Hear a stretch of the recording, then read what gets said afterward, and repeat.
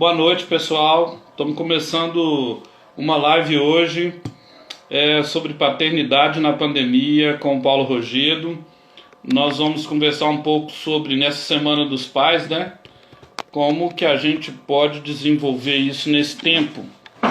E aí o Paulo já entrou. Estou chamando ele para entrar aqui na roda. E a gente espera que essa conversa seja, como sempre, uma conversa bem agradável. Fala, Xará. Tomara que não esteja fazendo picanha agora, senão mata a gente na sexta-feira. Ei, Paulo, boa noite. Boa noite, tá joia? Tudo na paz aí, Paulo? Graças a Deus, você viu que eu tô no seu estilo aqui, ó. Rapaz, cara, o que a pandemia não faz? A gente tira até os cabelos. Isso é pra esfriar a cabeça, Paulo. Oh, que coisa boa. Agradecendo o pessoal que está entrando aí, Gabriel Perissé, a Edna. Nossa, que saudade, Edna. Delma. Nós vamos conversar de paternidade na pandemia, não é isso, Paulo? Exatamente isso, né? Que agora fica mais acentuada, né, Paulo? Né, Xará? Vou te chamar de Muito Xará mais. que aí fica melhor.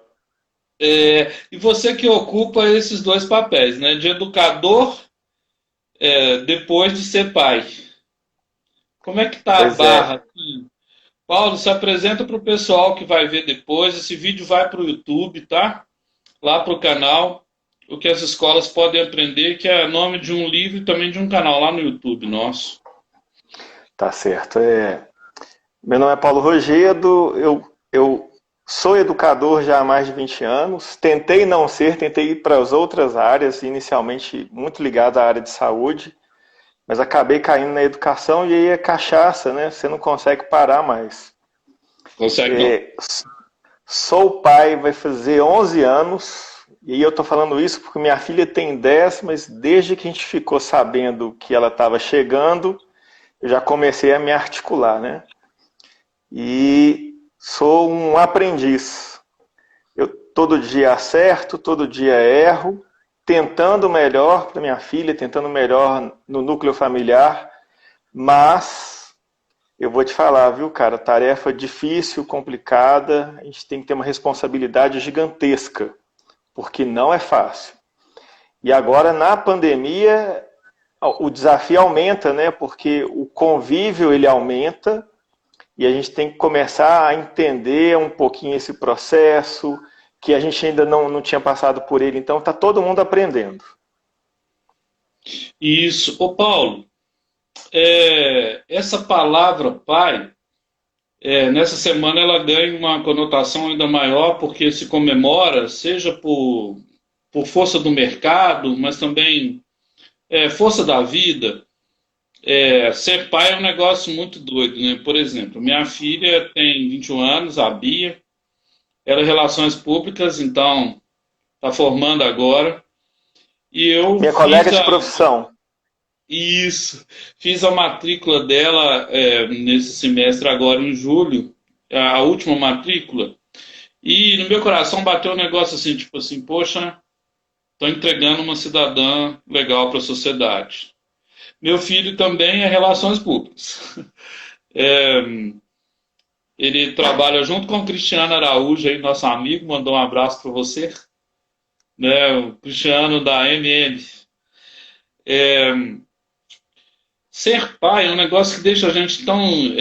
Porque chega o dia dos pais, você faz uma viagem, né? Você volta.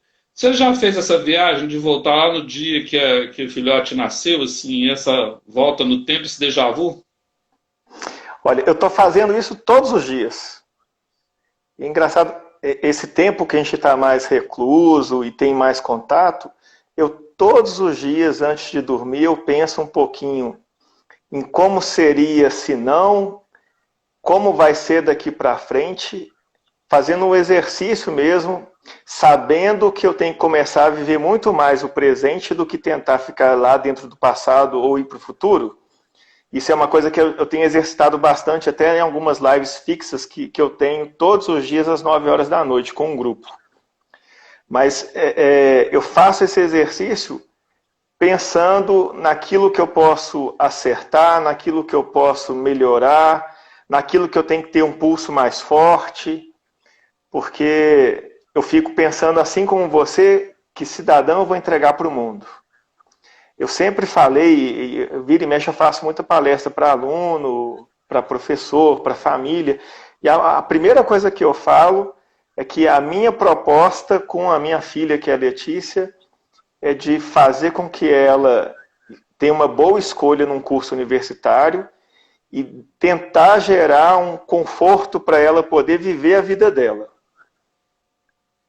Então, assim, a minha ideia é fazer com que efetivamente ela possa ter autonomia, possa dar as derrapadas dela, possa capotar. A gente está ali para ajudar a levantar, mas que ela tenha a vivência dela, que ela explore aquilo que ela goste, porque eu acredito que se a gente tira um pouco disso pelo cuidado que a maioria dos pais tem hoje, porque o mundo está muito complicado, você fica escutando coisas que são surreais, a gente tem um instinto natural de proteção e a gente acaba limitando um pouco dessa autonomia que ela vai ter, ou que ela tem que criar, para não ser aquele adulto frustrado, para não ser aquele adulto medroso, para não ser aquele adulto que vai destruir a sociedade em vez de contribuir com a sociedade. Então o desafio é esse e a reflexão todos os dias, Paulo. Todos os dias a reflexão ela acontece. Agora mais ainda, né? Mais ainda, porque o que está acontecendo? A convivência aumentou.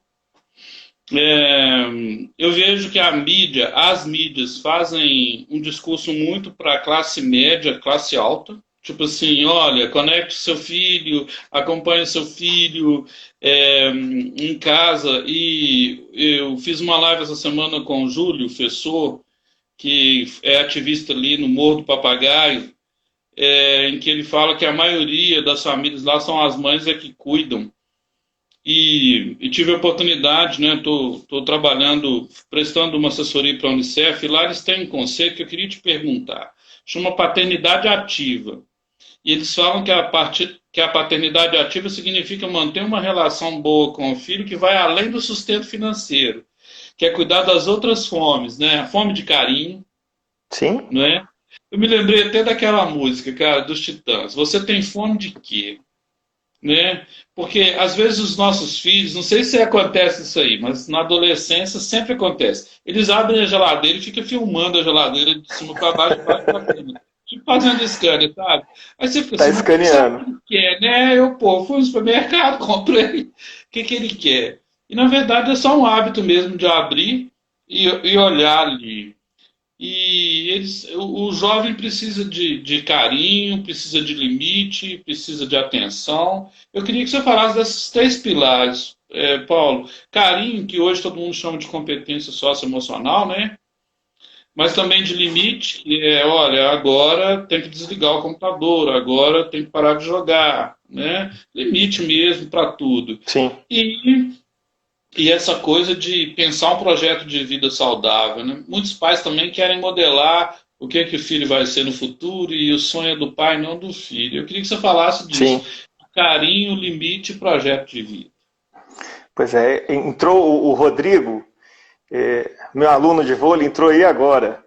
Uau! Ontem a gente teve uma oportunidade de assistir uma live com ele, que ele tem um filho que tem síndrome de Down, e a live ela foi nesse sentido, nessa pegada. Assim, o exemplo maior hoje que eu tenho de paternidade vem de amigos como ele, vem de amigos como entrou aí também o Marcelo, eu tenho o Nobert. Então, hoje, graças a Deus, eu estou cercado de boas referências de paternidade. Entrando e respondendo essa temática, quando a gente fala de carinho, a gente tem que entender que eu preciso estar próximo, preciso estar perto, eu preciso de dar amor, preciso de abraçar, eu preciso de ter contato. Quando você fala carinho, vem na minha cabeça que eu preciso de ter contato. E esse contato não é só físico. É um contato visual quando seu filho vem conversar com você e você tem que largar esse bendito do celular que toda hora está tocando e gerar um sentido de compreensão daquilo que ele está querendo te falar, daquilo que ele está querendo te mostrar.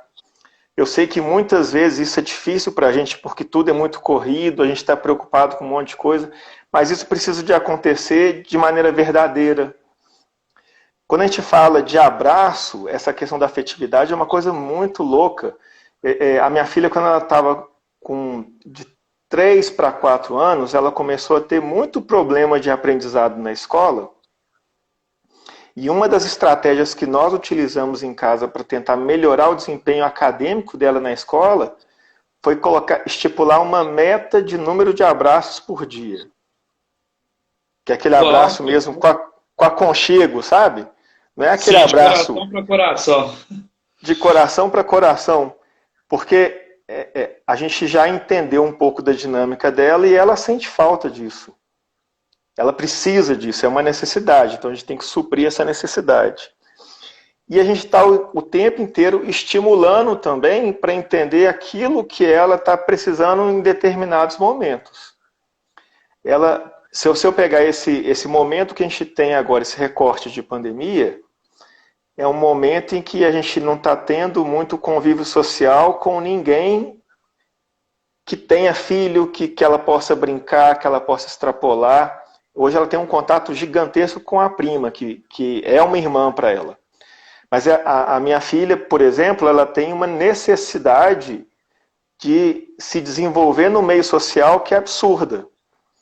Então ela fica indócil. Tem dia que ela fica indócil, porque ela quer sair, ela quer brincar, ela quer ver gente, ela quer rua, e a gente não tem condição de dar.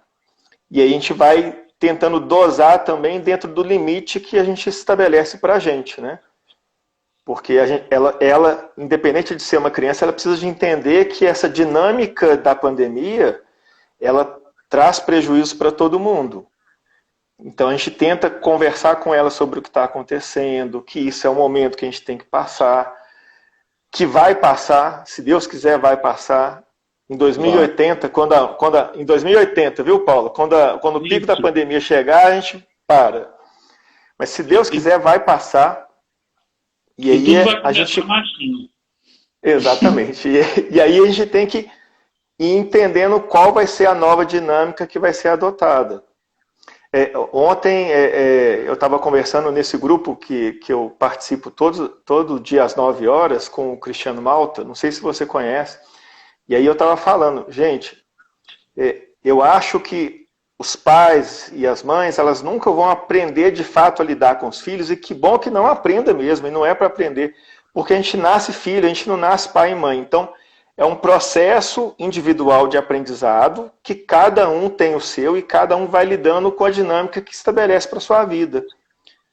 Porque enquanto casal, ou se está sozinho, ou se tem a ajuda da mãe, do pai, você cria uma rotina e uma dinâmica diferente que você tem que adequar os seus valores, as suas crenças a essas necessidades, né?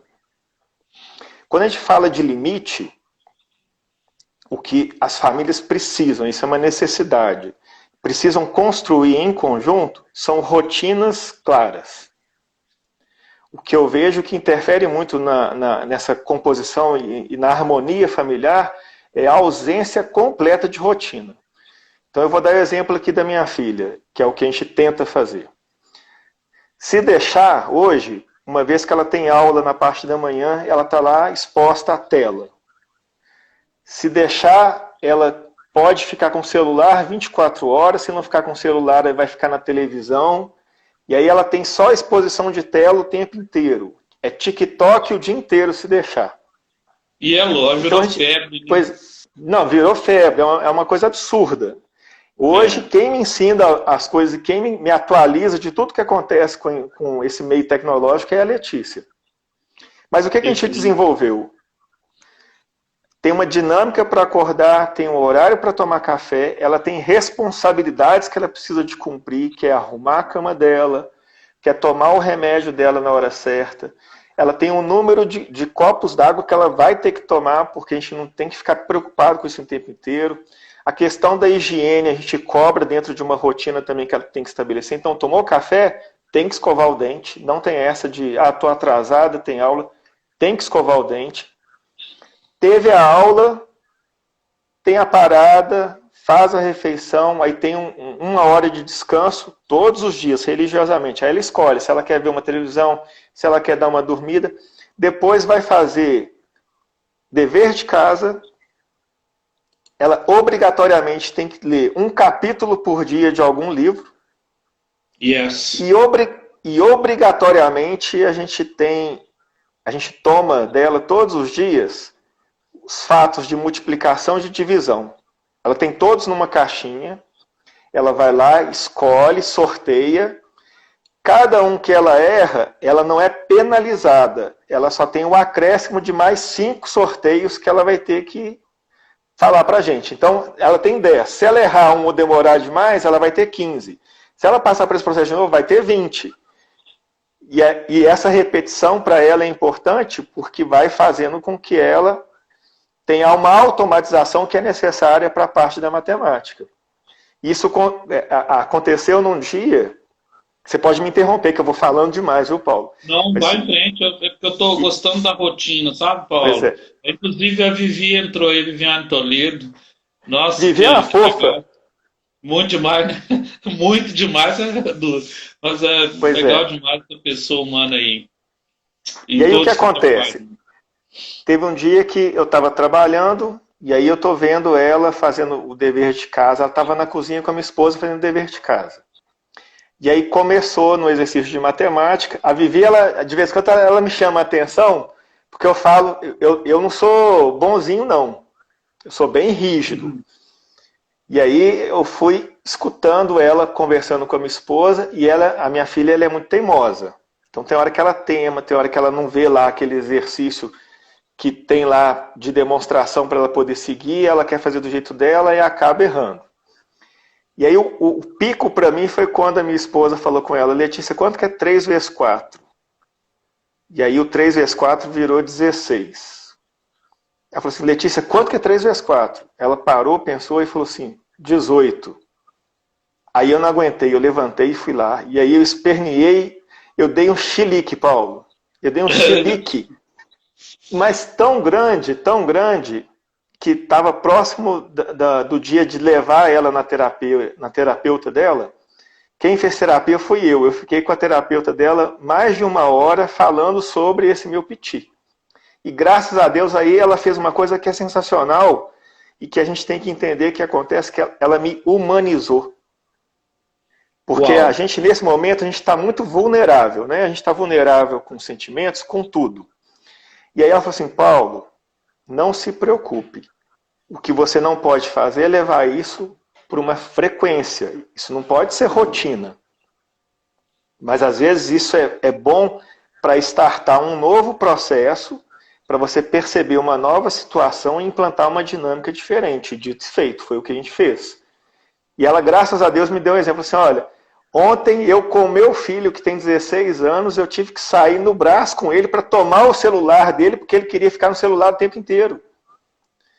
E aí eu acho que esse, em certa medida, é o papel da mãe, é o papel do pai, de impor determinadas situações que não estão indo para um caminho legal, você sabe disso, e você não vai deixar a coisa desgringolar, então você tem que agir. E aí é fundamental você implantar uma rotina que vai gerar uma dinâmica. Hoje a Letícia, por exemplo, ela só tem acesso ao celular a partir das 17 horas e termina às 19. Por que termina às 19? Porque aí ela vai começar a se preparar para entrar dentro de um processo para dormir. Porque senão ela não vai dormir bem. Se ela não dormir bem, aí acorda mal, o dia começa mal e entra naquele ciclo vicioso. E é muito legal você falar desses combinados, a Vivi também está falando aí. Agora, tem um erro que muitos pais cometem, que é o seguinte: eles até elaboram a rotina, mas não participam da rotina. Sabe? Exatamente. E isso ocorre quando a gente também está correndo no mundo aí corporativo, né, Paulo? Visitando escolas, tendo que... o nosso trabalho, né? A gente elabora a rotina e talvez o dia passe, a gente não consegue monitorar junto com a nossa companheira, no formato que a família tiver, né? E colaborar nas decisões que o filho toma, né? Porque Sim. às vezes hoje o pessoal tem muita autonomia. Essa geração que a gente eu chamo de geração C. É a geração do celular, do computador e da carência. né? É essa geração que quer comprar, né? E às vezes a gente tem que dar limite para o consumismo. E agora Sim. tem muitos deles que estão assim irritados porque não tem shopping, né? Se bem que a partir de ontem começou, mas eu não sei se eu tenho muita coragem de colocar o pessoal na barra agora, não. Vou esperar um pouco mais. Então, assim, como que a gente pode ser firme no momento de uma birra, Paulo? Assim, deu aquela birra, uma psicóloga me falou o seguinte, olha, eu te amo, mas não gostei do seu comportamento. Ela me ajudou a dividir essas coisas. Tipo assim, o amor não foi embora. Mas assim, o seu comportamento nesse momento não foi bom e modifica. Como você pratica esporte, o esporte ajuda muito no limite. Eu queria muito te ouvir isso por causa do vôlei aí, das coisas que você pratica, que a gente pode levar para a paternidade, que é muito bom, né? Sim. Primeiro a gente tem que compreender, quando eu falei que a terapeuta da minha filha me humanizou, a gente tem que entender que a gente é humano. Então, se a Isso. gente é humano, a partir dessa premissa, eu tenho que entender que eu sou falho e que eu vou falhar sempre. Mesmo tentando acertar, eu vou falhar. E a gente tem que entender que a gente também, a gente não tem todos os dias da nossa vida, a gente está bem. Então a Sim. gente tem que achar, o primeiro ponto para a gente poder fazer isso com carinho, com leveza, é desenvolver autoconhecimento. Porque aí eu consigo fazer a autogestão e consigo fazer uma intervenção mais interessante com os nossos filhos. Nem sempre isso vai ser possível e não tem problema não ser possível sempre. Como a gente falou, assim, não pode virar uma rotina, né? Como a É. gente tem uma dinâmica aqui em casa e eu instruo muito isso também em algumas palestras para pais. Quando a coisa sai muito fora do controle, primeiro você falou tudo. Deixa eu só voltar um passo atrás, porque você falou uma coisa que é importante, a gente fez aqui também. Esses combinados, eles são validados com interferência do filho. Então o filho opina. Ótimo. Então, vai ler 2 capítulos ou um? Ah, vou ler um. Então, beleza. Mas vai ter que ler. Se não concluir as suas atividades até certo ponto, não pega celular. Você só vai pegar o celular depois que concluir a atividade. Se você tem hora para terminar o celular, então se você pegar mais tarde, você vai ficar pouco com o celular, mas aí é problema seu. A gente passa essa responsabilidade para ela, né? Quando a coisa fica muito fora de controle, o ideal eu vou falar o que eu já fiz, tá? E que eu faço com frequência. Assim, Perfeito. filha, agora você vai parar. Você não vai fazer isso. Vai para o seu quarto e fica lá. No momento que você tiver a fim de fazer, se estiver disposta de fazer, você volta, a gente está aqui, eu te ajudo, mas aí você vem. E aí ela vai, não é para aquele cantinho do pensamento, não. Ela vai para o quarto dela. Mas não é castigo. É só para sair daquele momento.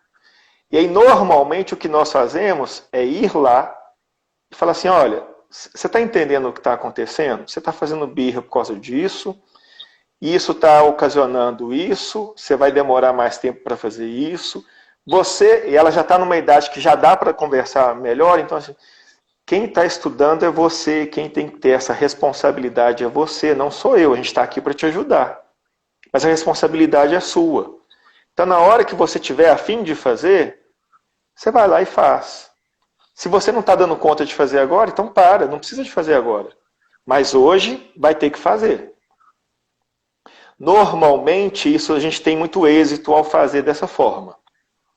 Em alguns momentos não tem êxito, então a gente tem que ser mais ríspido. Então aí, uma voz mais alterada pode fazer esse papel. Você não tem que criar uma dinâmica de gritaria, mas em algum momento isso pode ter o seu efeito. Eu não vejo problema nenhum de ser um recurso. Eu vejo problema quando é a dinâmica, mas como recurso, não.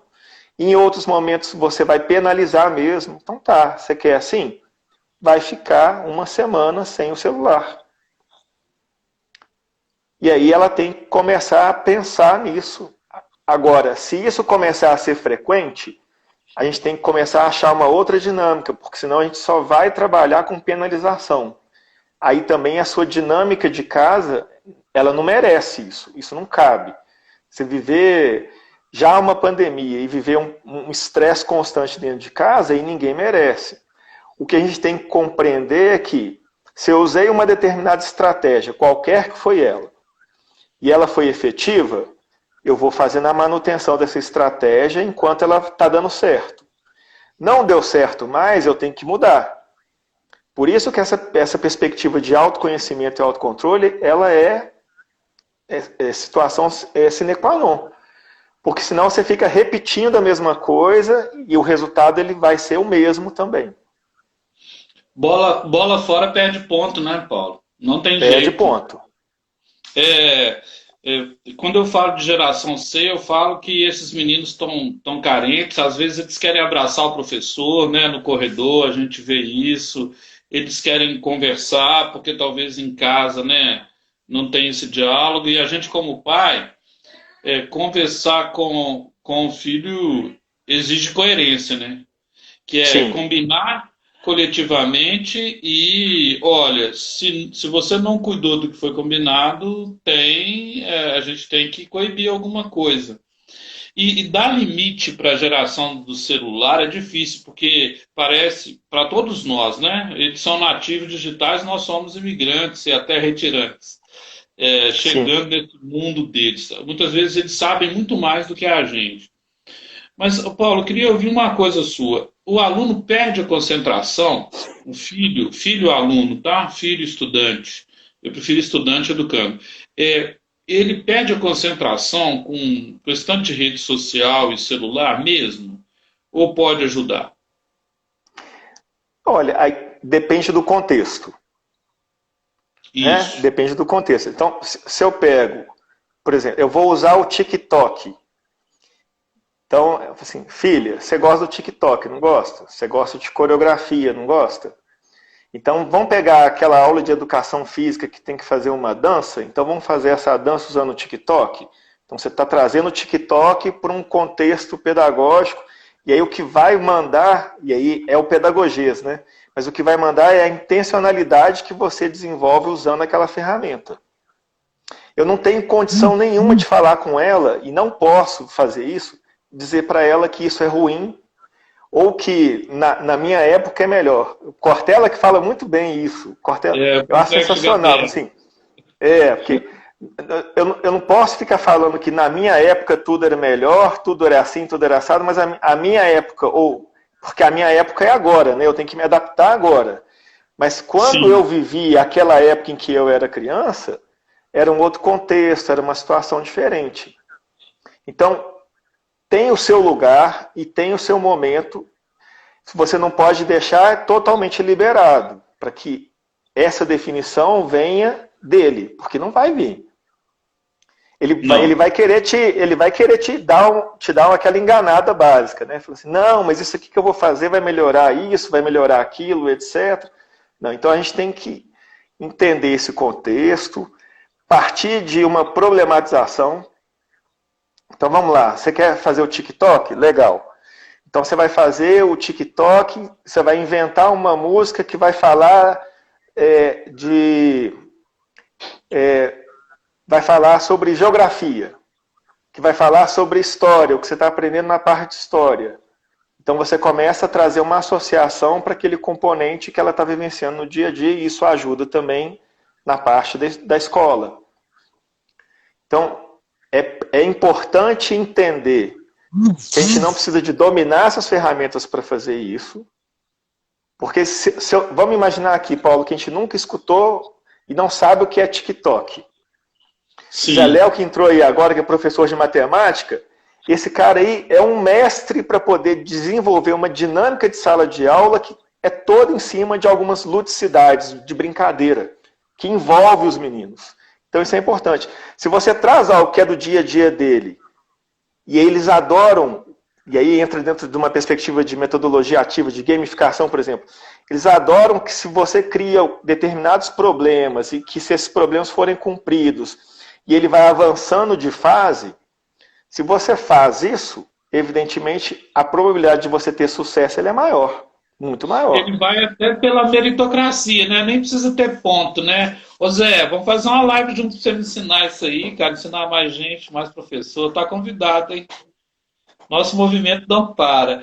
Mas, ô Paulo, gamificação ajuda. Quando o pai joga com o filho, ele entende o imaginário do filho? Pois é, ele tem que entender esse contexto. A palavra que eu usei aqui, ela é uma palavra-chave, que é ludicidade. A Isso. ludicidade é diferente da brincadeira, porque tem muita gente que entende gamificação de que eu vou brincar com esse jogo tecnológico. E a Não é, gamificação, ela não é isso. é, A gamificação, ela não precisa nem desse uso tecnológico do smart game, da televisão. Eu posso gamificar. Ó, acho que você voltou, Paulo? Voltou. Voltei. Voltei. Com dama, com xadrez, Você jogo de pode tabuleiro. inventar um jogo. Exatamente. Então a gente tem o seguinte: eu preciso de criar um contexto de uma trilha. É como se fosse aquele. Lembra do Ludo? Lembro Adoro demais. Ludo. Também. Pois é, então, aí você vai envolver avanços, você vai envolver recuo, você vai envolver premiação. Quando você faz isso, você entra dentro de uma dinâmica, não é que a criança gosta, todo mundo gosta. E entender Né? o ônus e bônus, Quando, né? pois é, e quando a gente fala de ser lúdico, é entender. Então vamos lá. A minha filha hoje, tudo dela é de um grupo, eu até esqueci o nome agora, é um grupo que é composto de vários adolescentes de vários países diferentes. É Nine Niles. Nem sei se Nossa, muito a legal. pronúncia é essa. A minha Pois é, sobrinha também, é. ela ama isso, ela quer camisa disso, ela assiste isso o dia inteiro. Ou então Blackpink, que é um coreano, e aí. Hoje, Isso. para ela, isso é atrativo. Então, se isso é atrativo para ela, eu posso criar algum tipo de contexto usando essa linguagem que ela está acompanhando no dia a dia para facilitar o que a gente precisa de fazer, que envolve a escola, que envolve conhecimento, que envolve significação e ressignificação de conhecimento. Então, se a gente for mais esperto e um pouco mais coerente, e aí a coerência é, se eu falei que vai acontecer, tem que acontecer. Eu não posso ficar voltando atrás, não. Eu tenho que fazer valer. E aí o Zé Léo falou da questão do limite, eu li rapidinho, assim, da perspectiva de limite.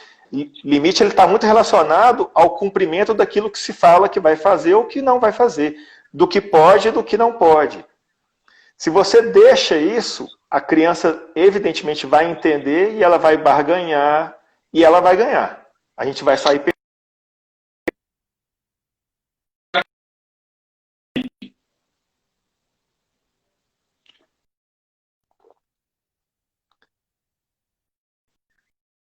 Travou aqui um pouquinho. Ele falou que tem que mostrar que tem limite sempre.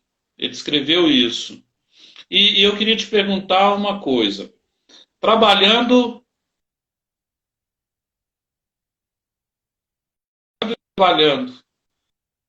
é que faz isso nesse período da pandemia, né? Porque pai também tem que dar resposta lá para o grupo que trabalha, para a empresa, e tem que educar ao mesmo tempo, porque aí a empresa pede também da gente alguns compromissos lá diários. E o filho está do Sim. lado, e às vezes o computador trava, como travou aqui agora, e nós temos que cultivar a paciência, né? E separar que filho é filho, Sim. família é família, trabalho é trabalho. Como é que faz isso, Paulo, nesse tempo de pandemia? Pois é, rotina. E aí, aquela conversa franca também, ela é importante. Se a minha filha chegar ali agora, ela já está, e aí a palavra é essa mesmo, tá, Paula? Ela já está condicionada a visualizar o espaço para entender o que está acontecendo nele. Então, se ela está encontrando o pai dela de frente ao computador ou de frente ao celular, a primeira coisa que ela faz para mim, nesse momento, antes era me interromper o tempo inteiro.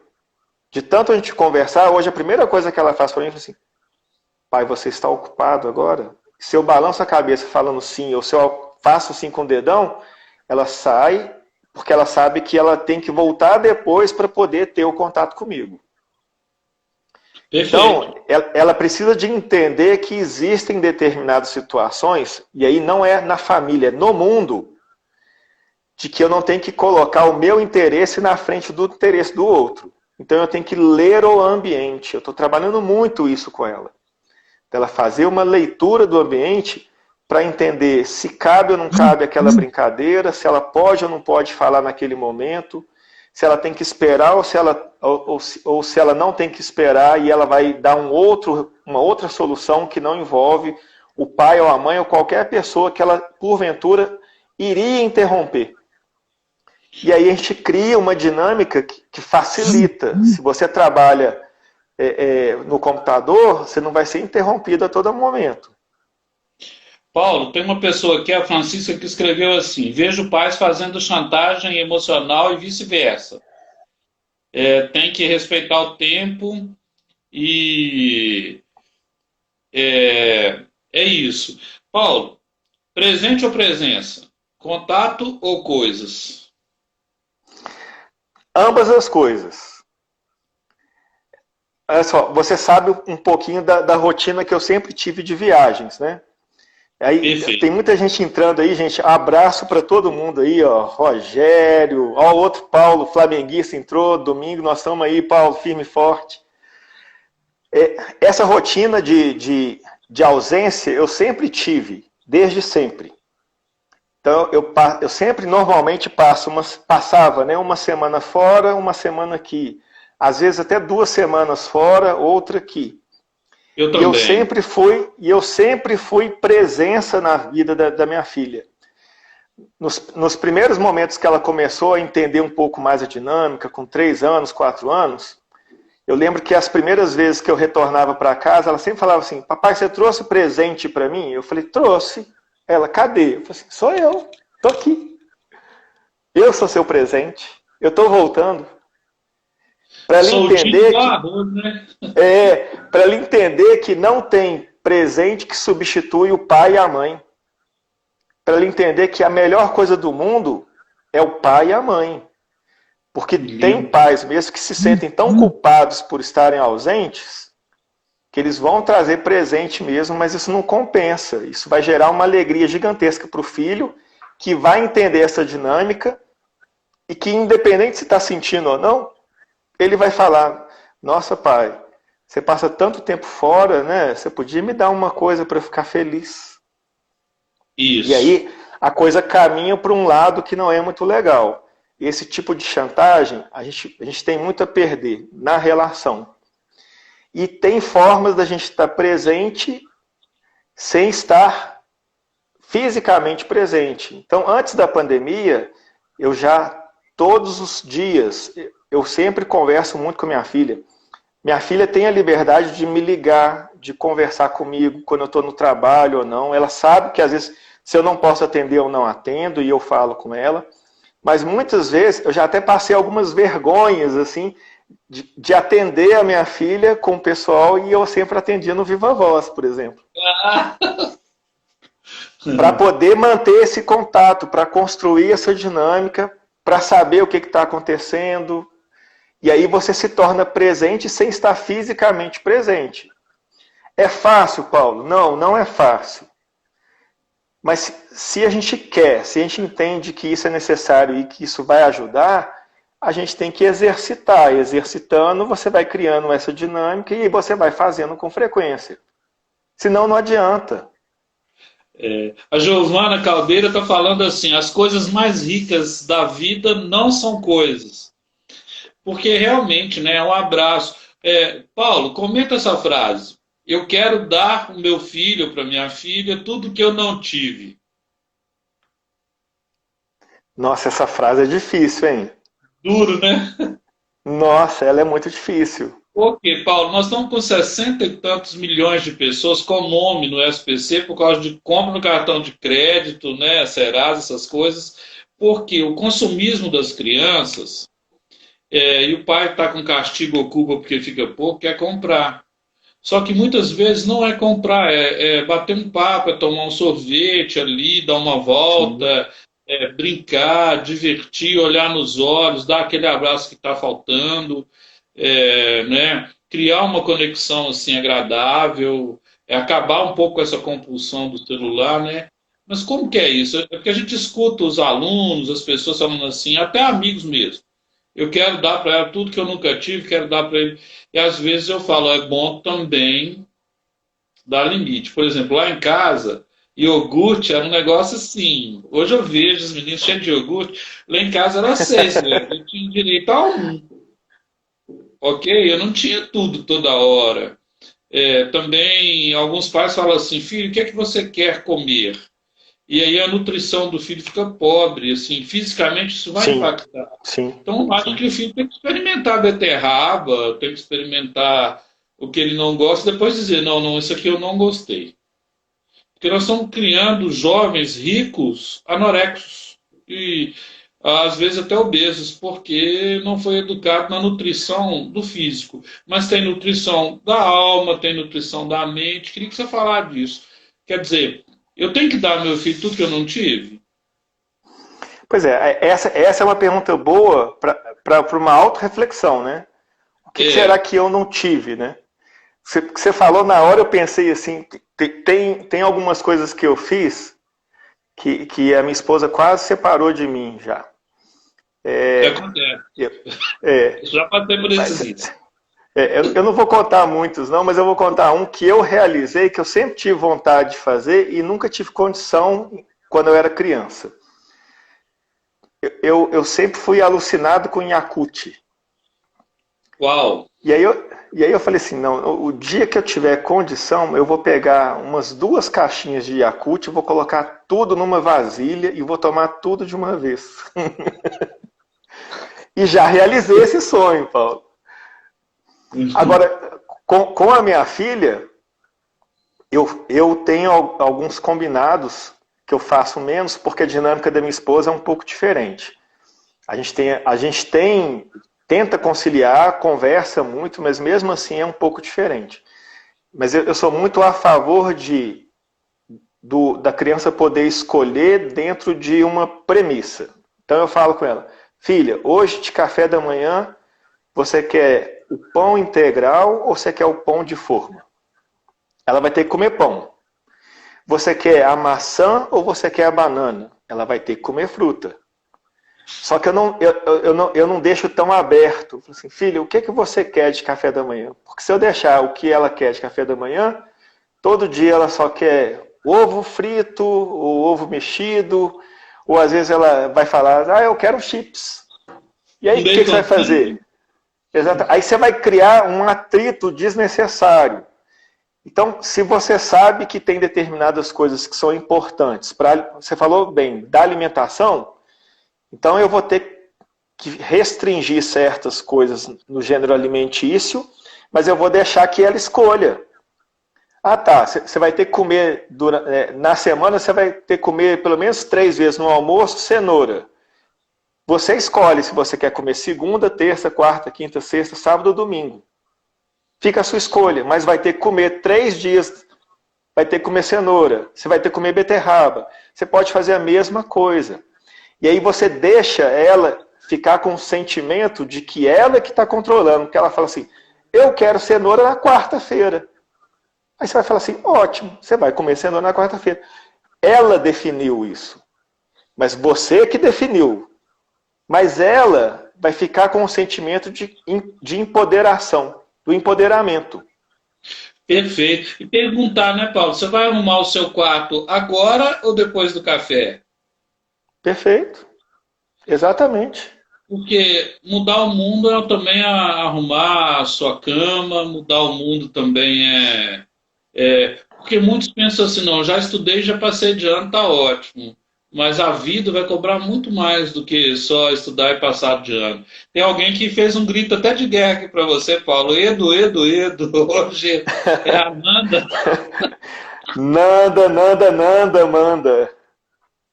É, mas, Paulo, eu acho assim, a gente não precisa também de ficar tão extremista e preocupado, até porque os extremos é que matam muita gente, né?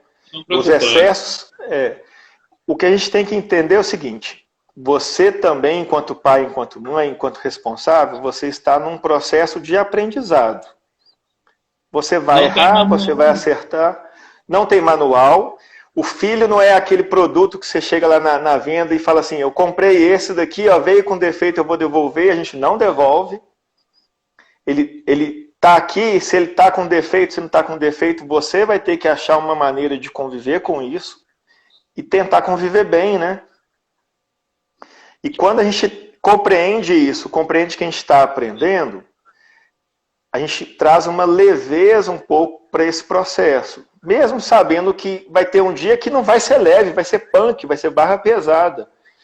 Mas que a gente vai passar por ele, vai aprender com isso, para não ficar repetindo o mesmo dia punk todo dia.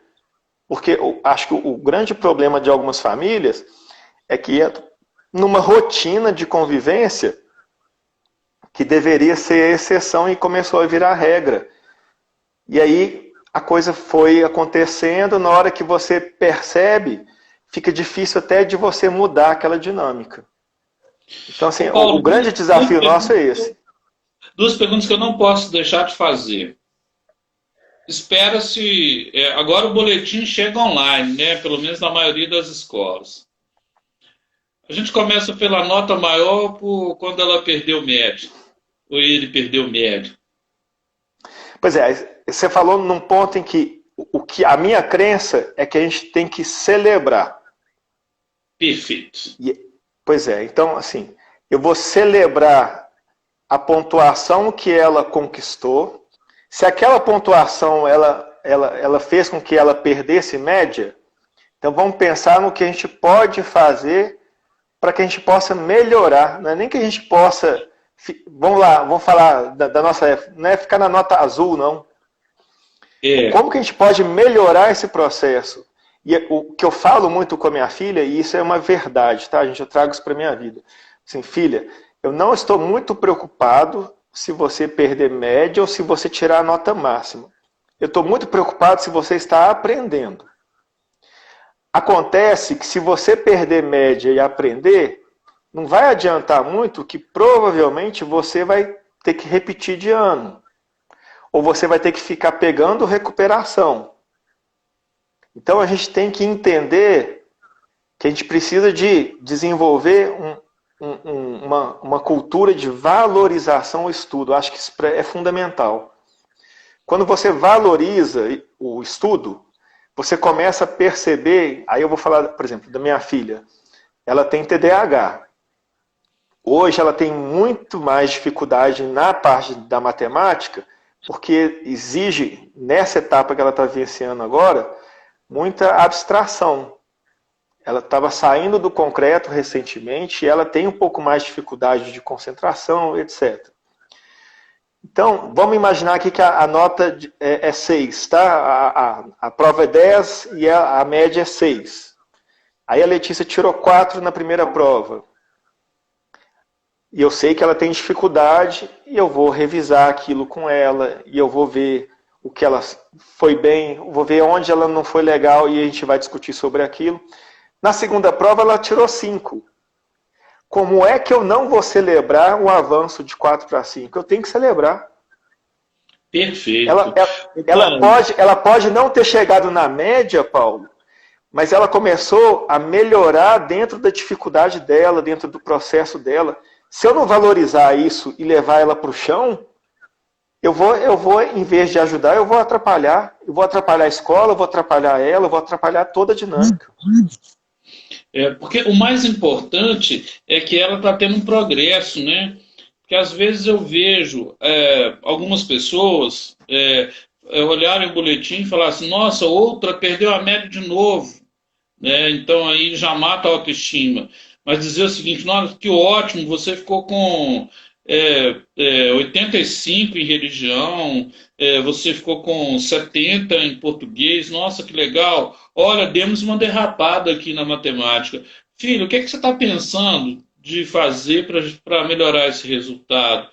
Sim. Porque a pedagogia da pergunta parece ser uma grande saída, né, Paulo? E eu tenho que fazer uma pergunta, velho. O tempo passou, já são 50 minutos, tá? Eu quero te agradecer muito. Até queria marcar mais, cara, porque a conversa é Vamos muito boa. marcar. Vou marcar, Paulo. E eu quero te pedir licença para falar disso aqui. O nosso movimento Educação Alta está sobrevivendo nesse período assim. E a gente ajuda jovens das escolas estaduais, outras pessoas a sobreviverem também, tá? Então, estou lançando 3 livros agora. Esse aqui foi em dezembro, que as escolas podem aprender, que também é um canal onde vai esse nosso vídeo. Se o pessoal pudesse Perfeito. escrever, legal.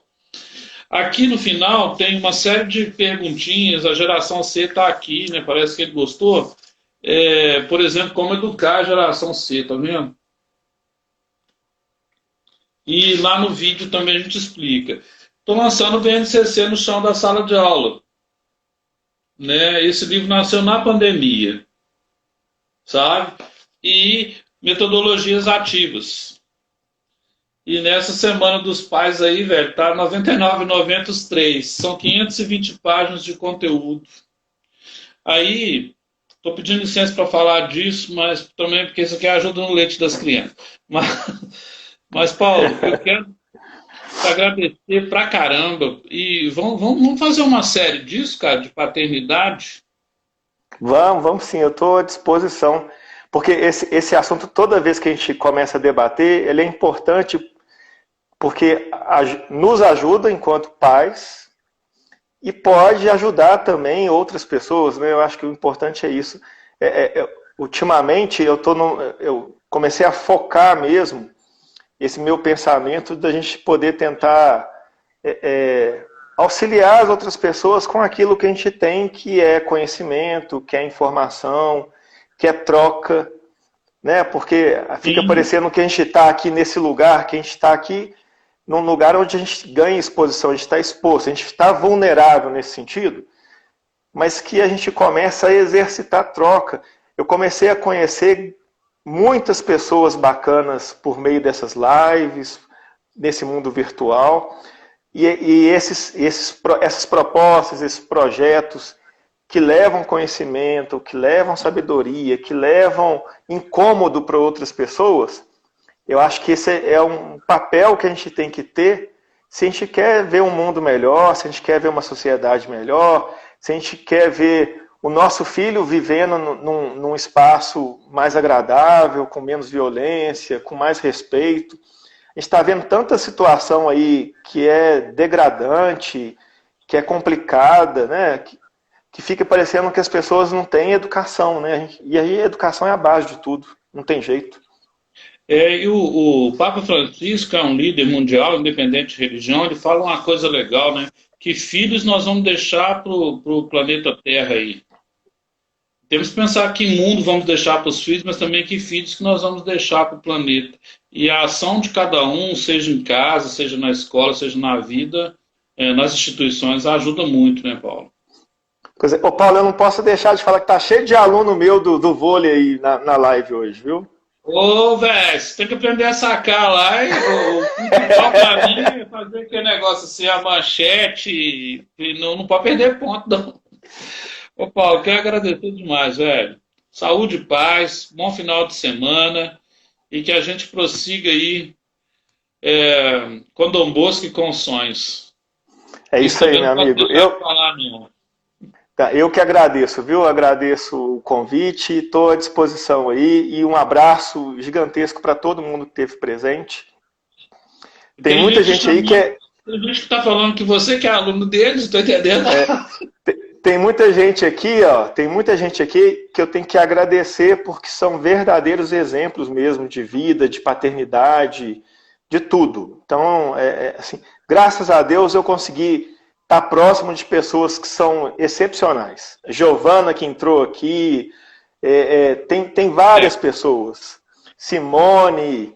Claudete também. Viviane, a galera do bem. Pois é, gente que inspira a gente a ser melhor. Demais. Só tenho gratidão aí por vocês. Tá joia. Gratidão e alegria, Paulão. Falou, valeu. Tamo junto, um abraço. Feliz Dia dos Pais, cara. Feliz pra todo mundo. É isso aí, feliz Dia dos Pais. Valeu, abraço. Outro, tchau, tchau.